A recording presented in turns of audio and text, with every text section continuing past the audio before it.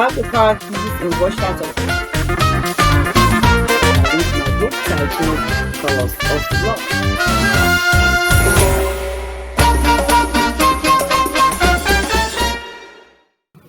Hi, thank you for joining me again today. You're welcome to another episode of Olabooks Readers Reviews, where I have been reading my book titled Colors of Love. All right, if you're joining me for the first time, I am inviting you to go to the description box below to link previous episodes of ORR, Olabooks Readers Reviews, where I have been reading Colors of Love right from the prologue all the way to chapter 6. So today I will conclude the reading of chapter 6, and the title of chapter 6 is Her Decision. So at the end of my reading today is going to mark the end of me reading Colors of Love.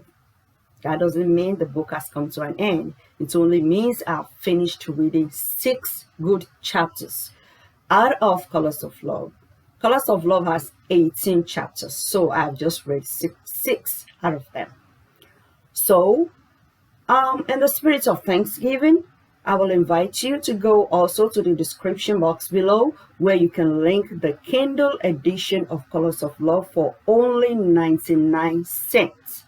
Yes, it is on sale for 99 cents right from Friday, which is today, November 20th, up till next Friday, November 27th, 2020. Okay, all in the spirit of Thanksgiving. And I should ask you this question: what are you thankful for?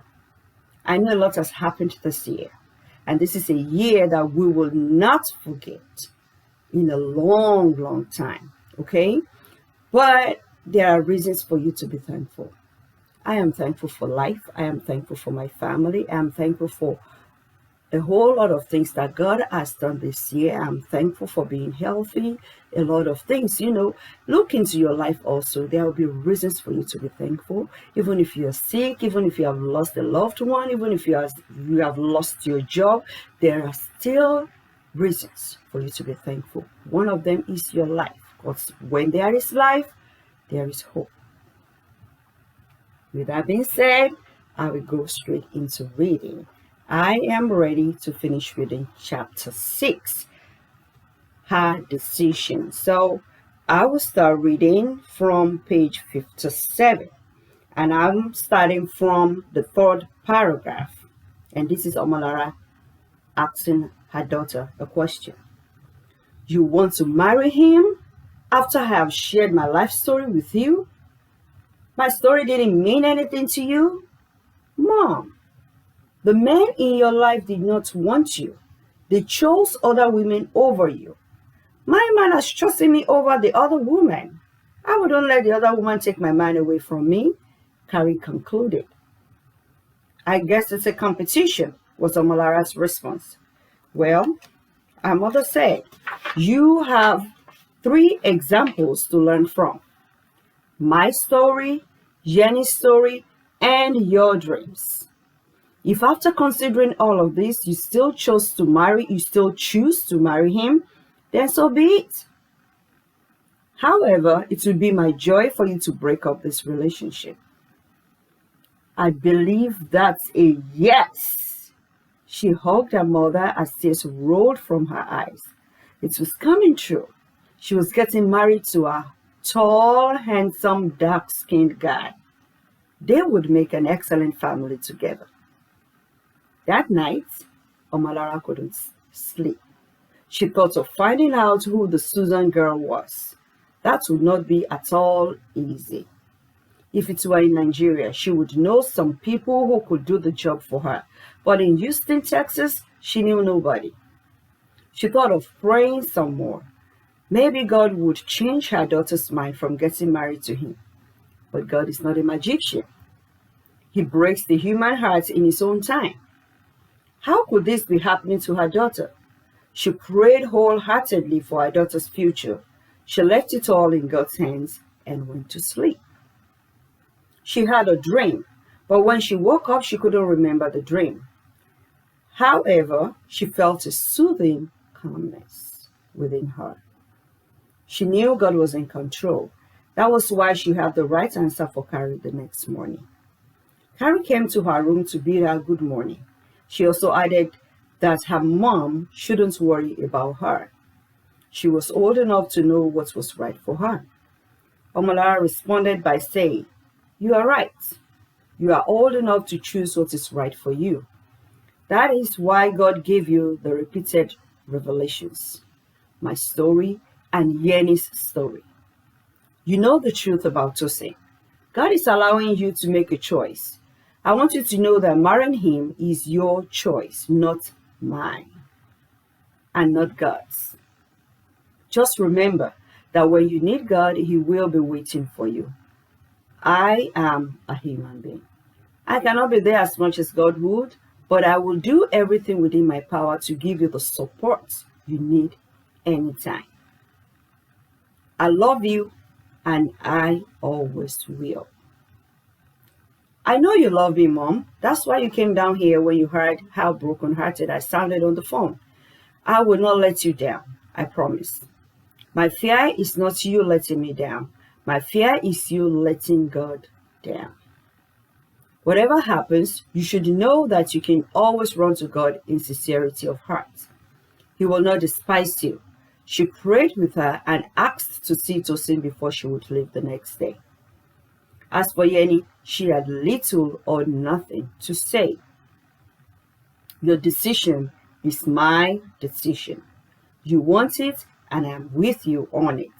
She hugged her friend goodbye early the next morning, making her promise she would be there first to know whenever there was a date set for the wedding. On her way back to Washington, D.C., Yenny was in deep thoughts. She was encouraged by the boldness with which Carrie made her decision. Yenny thought she made the wrong decision, no doubt about that, but she was bold about it, and she knew she would be ready for her challenge that might face her in the future. She asked herself several times why she chickened out of situations, froze at every problem, or refused to move on with her life whenever she faced a dead end. She thought about Ralph. She could mend fences with him and give him a chance. She would be cautious. She would use a different approach this time. She would use the church principles this time. She hoped it would work out. She was not ready to take the risk of giving in all her wifely duties before her marriage, and then end up broken without a wedding. Once bitten, twice shy. Never would it happen again. She had also thought about Tumi, her older sister, was blessed and favored. She had everything: money, beauty, children, good job, great husband, elegant lifestyle. What more could she think of? Some people still get it together in life despite ups and downs. She was sometimes jealous of her sister's family life. She should ask her a few questions someday. Why should she live with such a great lady and not have secrets of a successful family life? She had witnessed a couple of arguments between the couple, but the next minute they were back together, chatting and laughing. She thought that was awesome. There was an occasion when her sister was angry at her husband. She left the house for about 4 hours after the argument. Her phone was switched off and her husband was in a sweat. The kids were unaware, as they were in their playroom in the basement of the house. She was scared herself. Tumi eventually showed up. The couple was in their room for a long time, and when they came out, they seemed fine. She looked at them as a miracle. That was the kind of marriage she hoped to get in the nearest future. If it wasn't looking like it, then she wouldn't be going for it. Her flight would land in a little while. So she took a quick cat nap. All right, I just finished reading chapter 6 of Colors of Love. And like I said, when I started before I started reading, you can link the Kindle edition for only 99 cents in the description below. So, as usual, I have a quick comment. Carrie has made a decision. She told her mom, she told her friend, she said she was going into the marriage, despite all the warnings. I just wanted to know that, Decision making is not easy. And whatever decision you make, you should be ready to stand by it. The moment you make your decision, forget about the past, look forward and see what is going to happen next. And you should be ready to challenge whatever happens, because your decision is your decision. Nobody can make a major decision for you, especially when it comes to marriage. Maybe not only marriage, maybe in the choice of a job or a career, maybe, other things that really mean a lot to you. You might take your time to make a decision, but once your decision has been made, so be it. All right. I also like the attitude of Yenny. She said, well, you, my friend, I would have loved for you to say you are backing out of this relationship, but you say you're moving forward. I am with you on this. So you might have people around you like that. People do not have to think the way you think. People do not have to accept your advice. People do not have to do things your way. Everybody has a life. Whatever choices they made, it is your position as a friend, as a family, as someone close to them, to give them your support whenever it is needed. All right. So thank you so much for being a part of Colors of Love since I've started reading the prologue up till today. And for that reason, I have another giveaway. Watch out until next time when I come your way again, bringing you Olabooks Readers Reviews. And this time I will be reading another book or reviewing another book that I have written. Until then, I say be safe, prepare for Thanksgiving, and be thankful. Bye.